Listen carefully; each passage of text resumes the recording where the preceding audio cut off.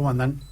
¿Todo bien? Muy bien. Todo bien. Todo tranquilo. Pobre, siempre a Nico lo dejamos para los últimos 10 minutos del programa. No, pero es que, como dice Nico, lo dijo 2 o 3 veces ya y siempre lo reiteramos, 15 días en política internacional es un montón, hemos tocado aristas de todos lados, desde Centroamérica y demás, y ahora, Nicolás, el tema del momento, creo yo, a nivel internacional, que vas a estar explayando dentro de segundos, sobre lo que involucra a Donald Trump y a Venezuela. Uno de los temas, se podría decir, Uno de los temas. que desde el inicio de semana, desde el lunes, ha tenido algo de repercusión en relación a las nuevas sanciones que impone el gobierno de Donald Trump. El lunes, en conferencia, manifestó que se ampliaban. En realidad, el canciller Jorge Arreaza señala que en realidad es la consolidación de todas las sanciones anteriores que había realizado la administración de Donald Trump contra el gobierno venezolano. A tener en cuenta, esta es, con esta ronda de sanciones, ya son más de 30 los tipos de sanciones que ha ejercido los Estados Unidos contra el gobierno bolivariano. Y me interesaba arrancar con una cita, leyendo un breve fragmento de un artículo que escribe Ricardo Orozco, que es consejero ejecutivo del Centro Mexicano de Análisis Política Internacional. Orozco señala, o dice, en medio como en las conclusiones de uno de los últimos artículos que escribió, dice: si se pierde Venezuela, y todo parece indicar que de resistir al embargo, la presión vendrá desde la oficina del Departamento de Estado, el Pentágono y el Comando Sur, no solo se pierde todo lo que aún queda vivo del legado de Chávez, sino que además se pierde un espacio y un tiempo necesario, según afirma, de disputa histórica para el movimiento de emancipación americano. Y concluye con esta frase y dice: y es que en tiempos como este, la posibilidad de que corra sangre por las calles de América no es solo una metáfora más, no es solo una metáfora más sin sentido, sino una posibilidad por completo cierta para un actor, Estados Unidos entrecomillado, que se juega algo más que el control del espacio estatal, una proyección geopolítica regional y un abasto permanente de hidrocarburos desde los yacimientos más ricos del mundo. Algo de esto habíamos analizado, creo, en algunas oportunidades en las que hemos tratado el tema Venezuela, y me interesaba arrancar con esto precisamente por lo que está en juego en Venezuela. Se habló en las últimas 2 décadas del tiempo nuestroamericano, la diplomacia nuestroamericana, cuando estaban los gobiernos de los Kirchner aquí en Argentina, Lula en Brasil o Dilma, Evo Morales, Rafael Correa. Yo no metería en esa misma bolsa a Bachelet, por motivos sobrados, pero bueno, también Pepe Mujica, incluso Fernando Lugo, etcétera.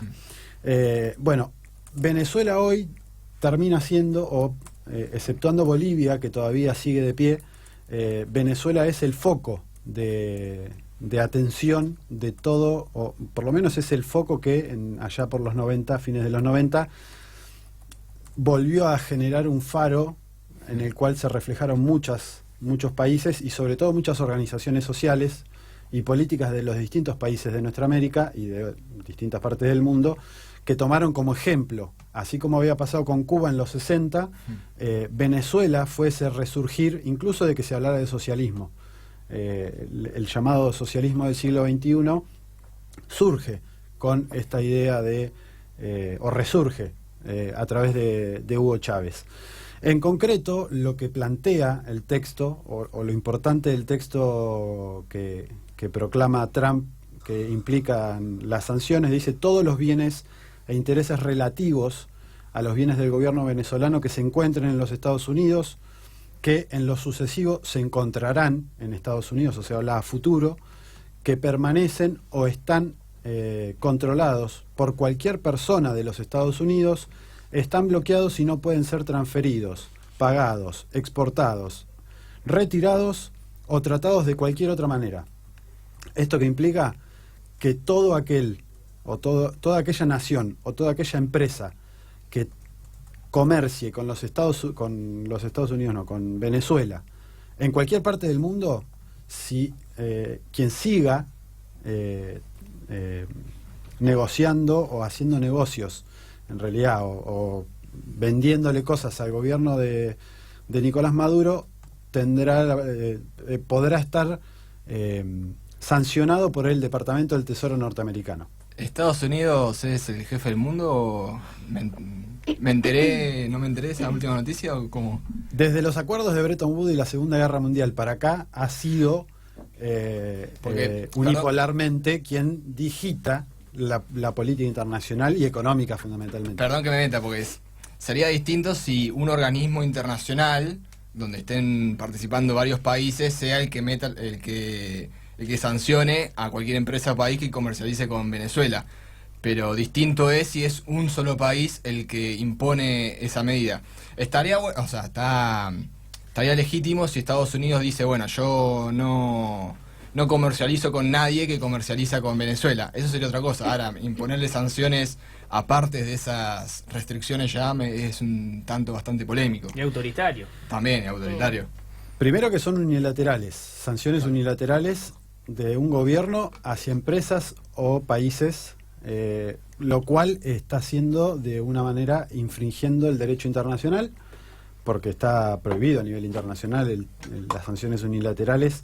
De hecho, solamente el Consejo de Seguridad, ni siquiera la Asamblea General de Naciones Unidas, solo el Consejo de Seguridad puede imponer sanciones a un país. Claro. Esto en términos institucionales de cómo debería regir supuestamente el mundo. Bueno, Hugo Chávez y Fidel Castro en su momento también han marcado cómo termina siendo la política a nivel internacional o lo legal a nivel internacional vulnerado de acuerdo a los intereses no solamente de Estados Unidos sino de otros países, pero de acuerdo a las conveniencias de los norteamericanos. La cuestión es que inclusive en la prensa norteamericana hubo declaraciones en relación a este hecho particular. Según por ejemplo la BBC, cadena norteamericana, estas medidas que anunció Donald Trump se asemejan mucho a la ley Helms-Burton que implementaron desde hace 50 años los norteamericanos contra Cuba.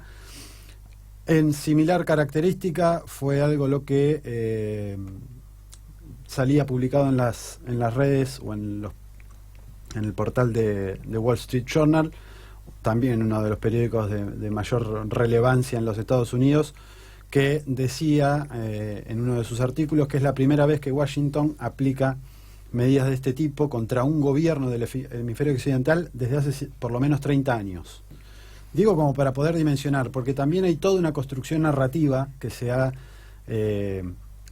que ha surgido a partir de estas sanciones, en las cuales desde la oposición o desde algunos sectores de la oposición y desde los medios concentrados han tratado de alguna manera bajarle el tono a lo que implican las sanciones, diciendo por ejemplo que no afectaría a las empresas privadas venezolanas, cosa que si uno se pone a analizar la letra chica, una de las cosas que prevé esta sanción aplicada por el gobierno de Donald Trump son las sanciones secundarias.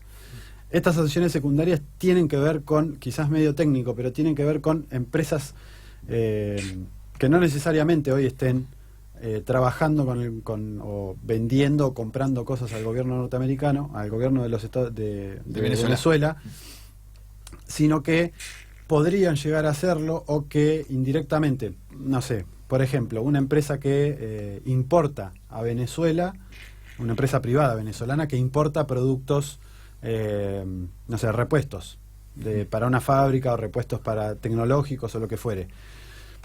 Si en algún momento trabajó o vendió al gobierno venezolano, o si lo hace, es factible de que la sancionen. O sea, digo para dimensionar... O sea, a nivel pasado, antes del acuerdo. Sí, lo que pasa que lo que se va a fijar es para adelante, claro, quien siga haciéndolo. Pero esto implica no es solamente el gobierno, sino es un bloqueo prácticamente a toda Venezuela. Y esto no va a repercutir solamente en el gobierno venezolano, sino sobre todo el Estado venezolano. Como para tener una dimensión, algunos analistas hablan de no solamente que este bloqueo comercial ya prácticamente en todos sus planos ya lleva un costo de todo de las diferentes sanciones que vinieron sucediendo de más de 20.000 millones de dólares. Es un montón de plata. Eso solamente con la restricción a el movimiento o a los activos que tenía la empresa Citgo, que es la filial de PDVSA, la empresa estatal de hidrocarburos venezolana. Bueno, Citgo es la filial en Estados Unidos. Solamente esa retención de Citgo y congelar todo, no solamente todo el dinero, sino todos los inmuebles que tiene esta empresa, es una millonada. A esto hay que sumarle que este tipo de sanción, al afectar a todo el país, en términos de incluso no poder comprar alimentos o medicamentos. Hace pocas horas el gobierno bolivariano, de la mano de su canciller Jorge Arraza, denunciaba que en Panamá se les había bloqueado un buque que llevaba 25 toneladas de alimento hacia Venezuela. Pensemos esto en el marco de la retórica que utilizan los medios de comunicación para decir que hay hambre en Venezuela, cuando precisamente este tipo de sanciones como el bloqueo se plantean como medidas de ataque al gobierno de Venezuela, cuando en realidad es un ataque que está afectando a la población en su conjunto. Por ejemplo, esta retención del barco en Panamá, una de las cosas que genera, por ejemplo, es este no ingreso de alimentos. Esos alimentos que compra el Estado, fundamentalmente, son para abastecer lo que se conoce como CLAPS, las cajas CLAPS, que son es una ayuda que realiza el gobierno a aproximadamente 6 millones de familias. Tengamos en cuenta que Venezuela tiene aproximadamente 35 millones de personas y una familia tipo es de 4 personas. Pongamos ese ejemplo. Multiplicamos 6 millones por 4, que son la cantidad, son 24 millones de habitantes en Venezuela que son ayudados por el Estado con estas cajas CLAPS. El bloqueo de alimentos y de medicamentos fundamentalmente afecta a este tipo de políticas, que lo que hace es dificultar aún más la vida de la población civil. Esta orden ejecutiva, digamos, tiene diferentes lecturas, lo que puede llegar a implicar, en realidad los motivos por los cuales se lo hace. Hay que tener en cuenta que el año que viene Estados Unidos tiene elecciones. Sí. En esas elecciones, hasta hace unos pocos días, Donald Trump tenía la posibilidad de reelegirse. La cuestión es que el deterioro en la economía, el no poder repuntar, esto internamente, hablando de Estados Unidos, ha llevado a que pierda mucha cantidad de supuestos votantes y que, al parecer, por lo menos en lo estadístico, los demócratas, y ahí hay diferentes posibilidades, pero los demócratas podrían ganar la elección presidencial del año que viene. Y aquí se vuelve fundamental comprender el rol que juega Florida, el estado de Florida. Es uno de los mayores, o es uno de los estados que más electores tiene. Recordemos que la elección en Estados Unidos no es directa, no se elige al presidente directamente cuando un ciudadano o una ciudadana va a votar, sino que elige electores. Esos electores se suman de acuerdo a la cantidad de estados, y quien más electores tiene es quien, en definitiva, después resulta electo. Esto, recordemos que en la elección pasada Hillary Clinton sacó más votos en términos cuantitativos que Donald Trump, pero Donald Trump sacó más electores. Claro. Bueno, Florida se vuelve fundamental, y en Florida precisamente es donde están no solamente muchos un grueso de los venezolanos que son abiertamente antichavistas y se fueron a vivir a Estados Unidos, sino también los que se conoce como los gusanos cubanos, o que nacieron en Cuba y que se fueron a vivir a los Estados Unidos, que también se concentraron en Miami. Y a raíz de esto hay un análisis que se hace para adentro que tiene que ver con esto. ¿Por qué la agresión hacia Venezuela hoy, cuando se está en diálogo entre el gobierno venezolano y la oposición? Estuvieron los diálogos de Oslo y ahora están en Barbados haciendo algo que parecería que va encaminado a hacer un acuerdo. Bueno, el análisis que se hace es que esta medida contra Venezuela, al igual que el enfrentamiento con China, que también se dio en estos días en la guerra económica o financiera, responden a esa pérdida de votos de Donald Trump en la carrera hacia el año que viene en las elecciones. Es importante, y por eso arrancaba por la conclusión de esta nota que escribe Ricardo Orozco, señalar la importancia que tiene Venezuela hoy para la región, por lo menos para el progresismo, Sí. si se quiere, a nivel regional. Orozco en esta nota hace una crítica bastante fuerte hacia el resto de los movimientos populares y de los partidos que en algún momento supieron ser aliados de Venezuela y que hoy parece están especulando más con el proceso interno de cada uno de los países que saliendo a hacer una declaración contundente respecto de lo que sucede. Lo concreto es que esto va a recrudecer aún más lo que suceda en Venezuela y hay que estar muy atentos a la retórica precisamente mediática para no confundirse entre lo que sucede realmente y lo que los medios crean de esta situación. Sí, la última preguntita es que si hay alguna posibilidad de que se vuelva atrás con esta medida. Todo es posible. ¿Todo es posible? Bajo la órbita de Donald Trump, el tuitero número 1 a nivel mundial, todo es posible. En esto hay que ver, sí, la tapa de Pateé algo sin querer. como poder se puede. Hay que ver precisamente. Sí, una decisión política. Precisamente hay que ver cómo jueguen los demás gobiernos, cómo se manifiestan. La Unión Europea se manifestó en contra, por ejemplo. Hay que ver fundamentalmente qué pase con Rusia, qué pase con China, qué pase con Irán, con otros países que juegan a nivel geopolítico, fundamentalmente Rusia y China, que hagan de esta situación. Pero hasta ahora los norteamericanos parecen haber hecho lo que quisieron sin tener mayores consecuencias. Habrá que ver en este caso cómo juegan el resto de los actores, fundamentalmente porque Venezuela es muy probable que siga resistiendo a esta situación.